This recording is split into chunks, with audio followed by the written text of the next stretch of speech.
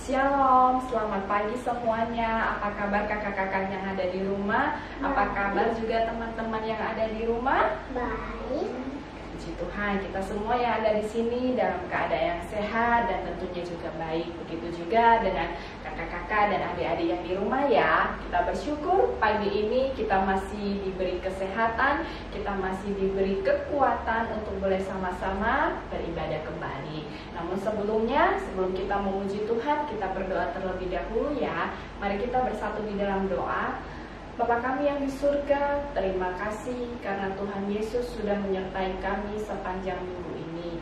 Pagi ini kami mau sama-sama kembali beribadah. Kiranya Tuhan Yesus terus beri kami sukacita untuk bisa memuji Tuhan, dan juga Tuhan berikan kami kekuatan untuk bisa mendengarkan firman Tuhan, dan kami juga boleh melakukan firman Tuhan. Dalam nama Tuhan Yesus kami berdoa dan bersyukur. Puji Tuhan, saatnya sekarang kita akan menyanyi satu pujian Saya Laskar Kristus. Kita sama-sama berdiri ya.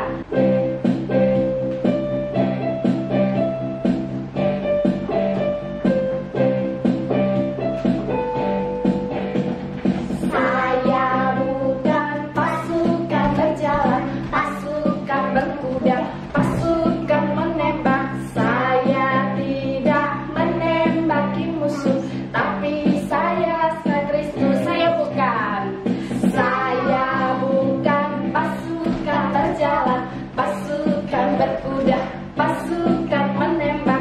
Saya tidak menembaki musuh, tapi saya Laskar Kristus.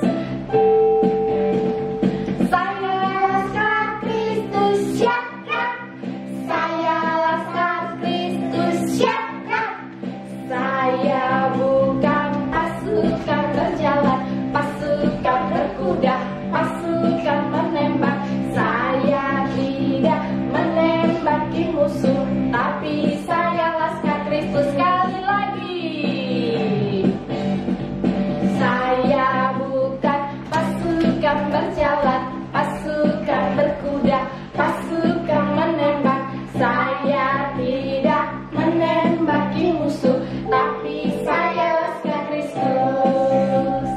Saya Laskar Kristus, syarat. Saya Laskar Kristus, syarat.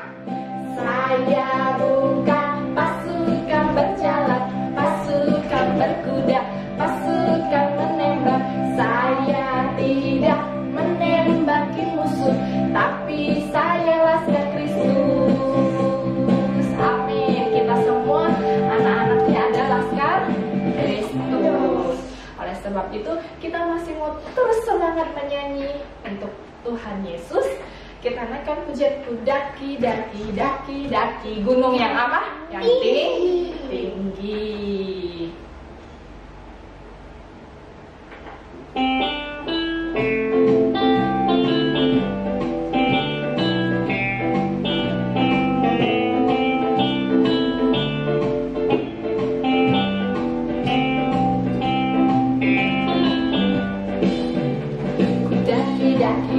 Daki gunung yang tinggi, ku turun lembah yang dalam, ku melintasi padang rumput hijau membentang. Yesus besertaku, ku daki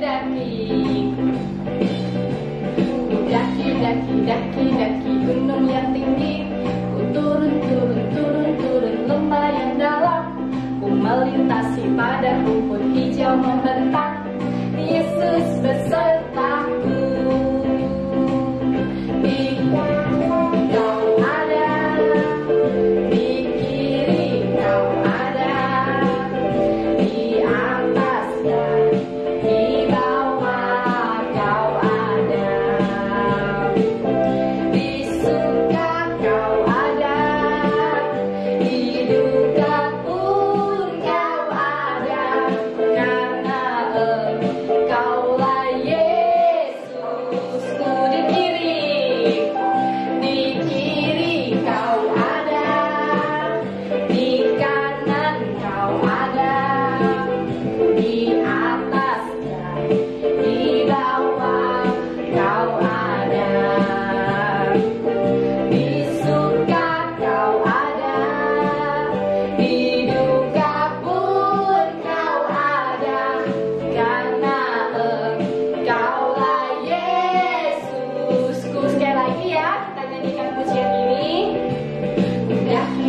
Daki-daki gunung yang tinggi, turun lembah yang dalam, ku melintasi padang rumput hijau membentang.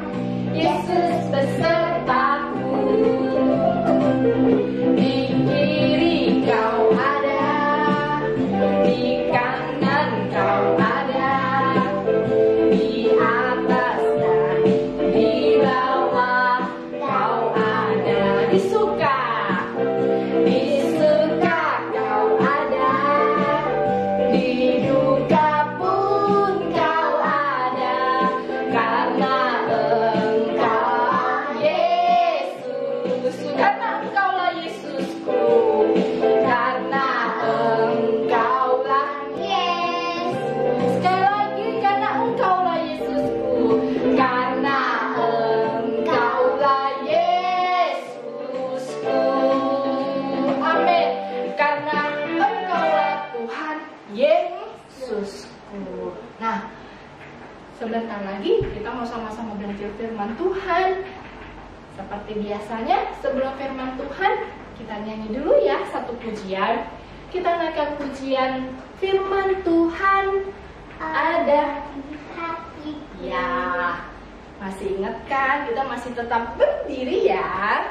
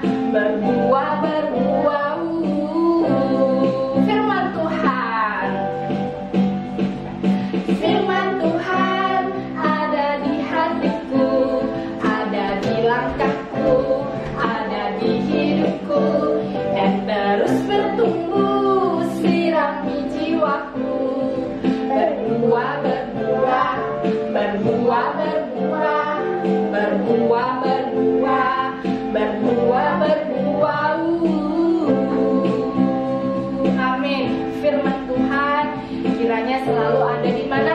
Di hati kita, di langkah kita, dimanapun kita berada. Senantiasa firman Tuhan bisa terus mengingatkan kita. Oke, sebelum firman Tuhan, kita sama-sama berdoa. Yuk. Bapa kami yang di surga, terima kasih sudah memampukan kami dengan sukacita Tuhan Yesus untuk memuji Tuhan. Sebentar mau belajar firman Tuhan. Roh Kudus berikan kami hikmat untuk bisa mengerti firman Tuhan. Dan Tuhan Roh Kudus juga berikan kami kemampuan untuk bisa melakukan firman Tuhan. Dalam nama Yesus kami berdoa dan bersyukur. Amin. Silakan duduk. Alkitabnya disiapkan ya.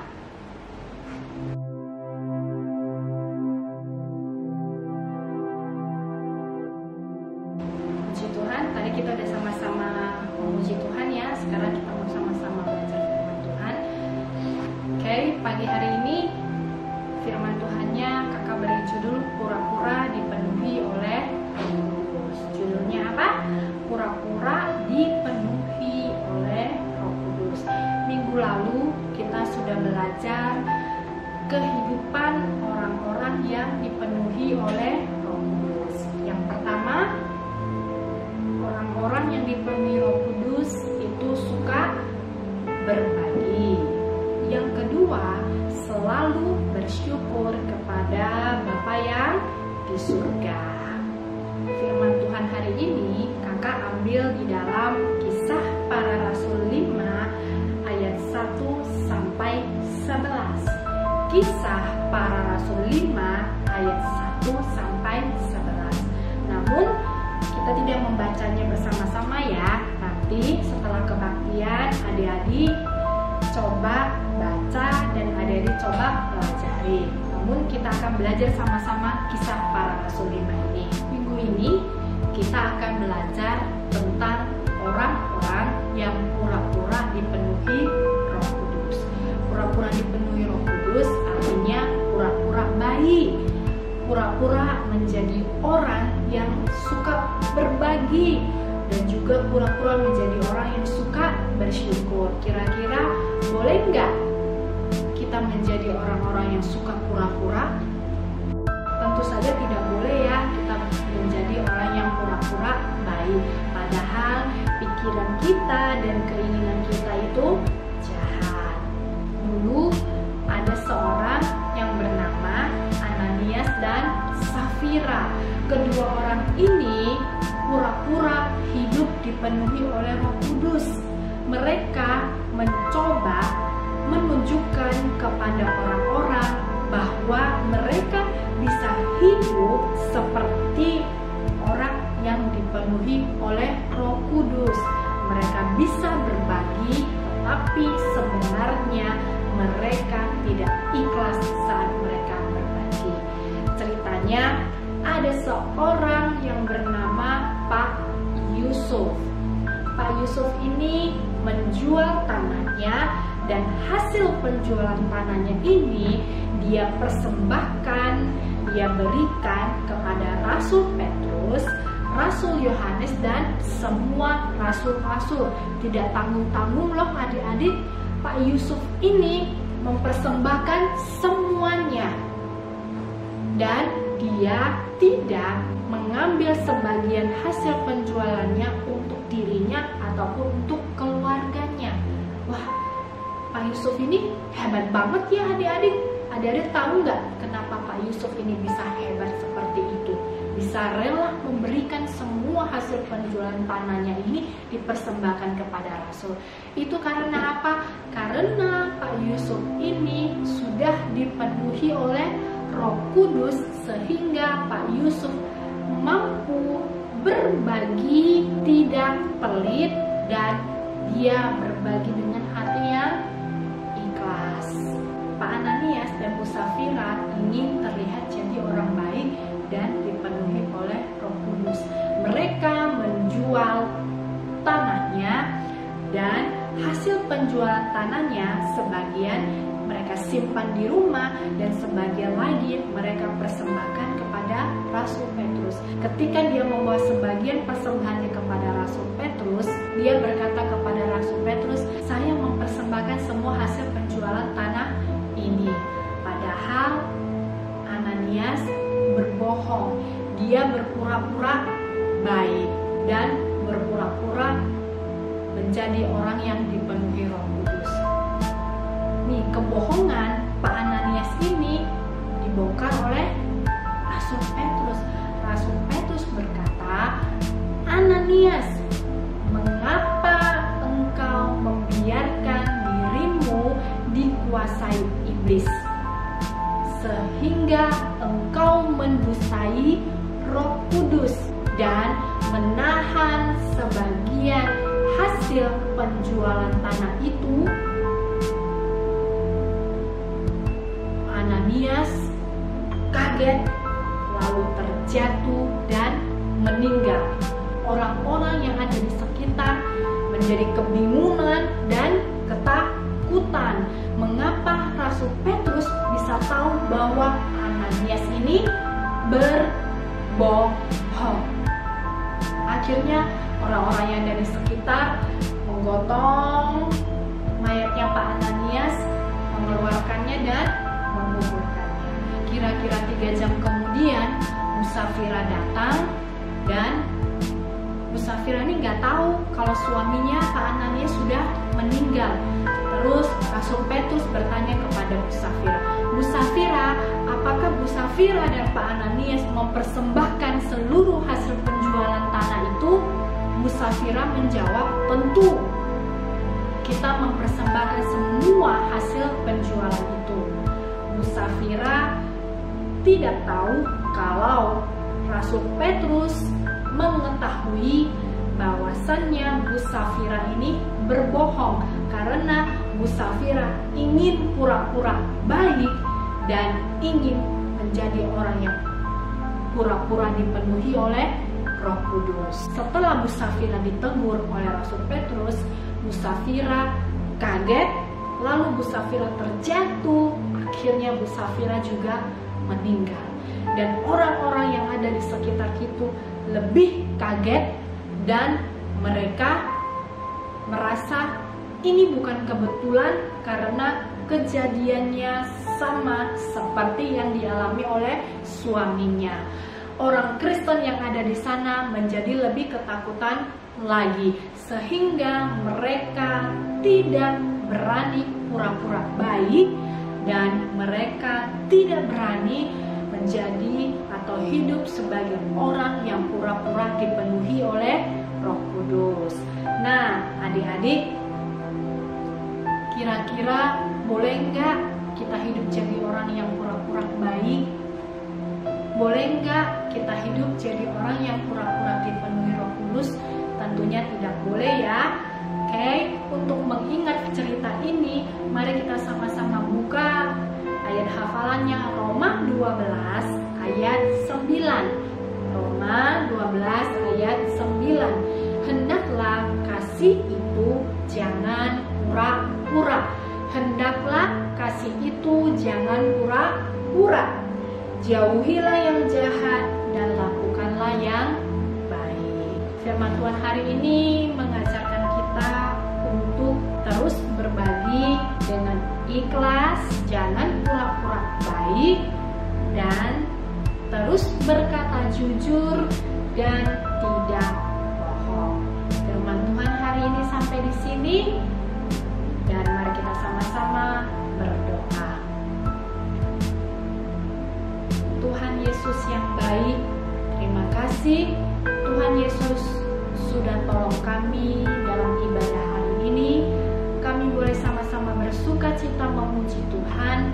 Kami juga boleh sama-sama belajar firman Tuhan. Tuhan Roh Kudus, berikan kami kemampuan untuk bisa menjadi anak yang terus bisa hidup tanpa pura-pura.